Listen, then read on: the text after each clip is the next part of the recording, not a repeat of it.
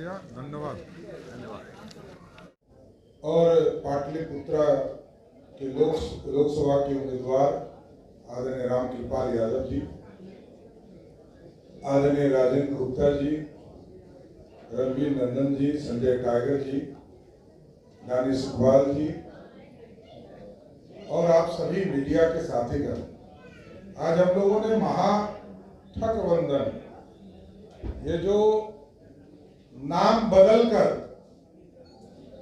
जो यूपीए हुआ करता था एक जमाने में, नाम बदलकर I.N.I.India का जो फुल फॉर्म बनाया है, ये पूरी तरह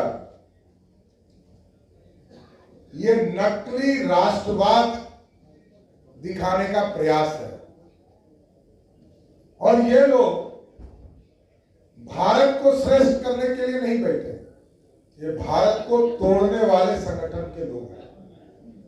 और आपने देखा होगा कि कई संगठनों ने अपने बयान जब घोषणा पत्र जारी किया, उसमें स्पष्ट हो गया, कुछ लाल झंडे के लोगों ने तो यहां तक कहा कि जो परमाणु हथियार हमारे पास है, जब हमारी सरकार बनेगी तो हम इसको समुद्र में डाल देंगे।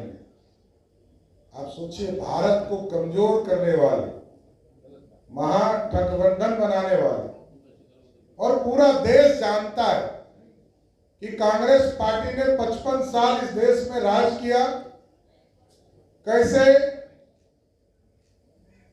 कोयला का घोटाला हुआ, 2G का घोटाला हुआ और कांग्रेस पार्टी के जीजाजी का भी घोटाला हुआ। पूरे देश ने देखा। राष्ट्रीय जनता दल बिहार में सरकार में रही तो कभी चारा खाने का काम किया, कभी हलकतरा पीने का काम किया,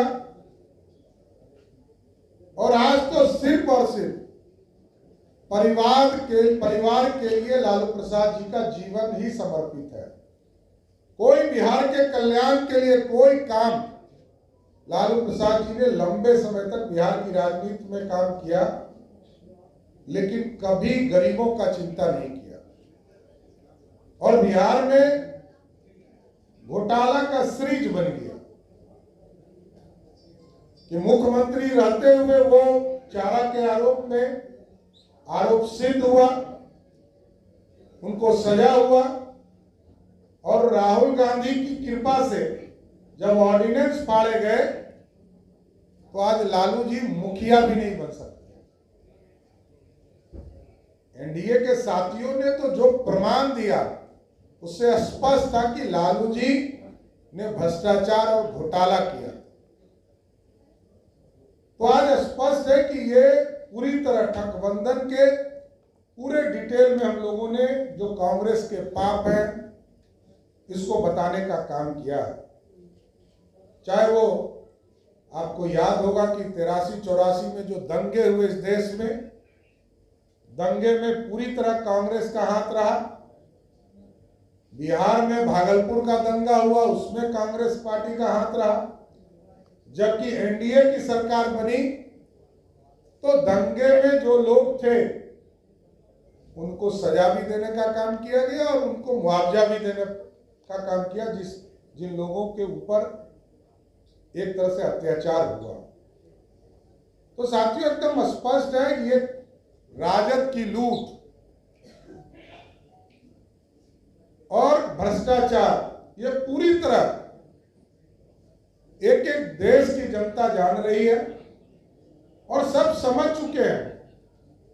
इस भारत में एक ऐसे प्रधानमंत्री आज हमको मिले हैं, आदरणीय नरेंद्र मोदी जी के नेतृत्व में भारत भी श्रेष्ठ हो रहा है और प्रदेशों की सरकार को भी श्रेष्ठ बनाने का काम किया जा रहा है।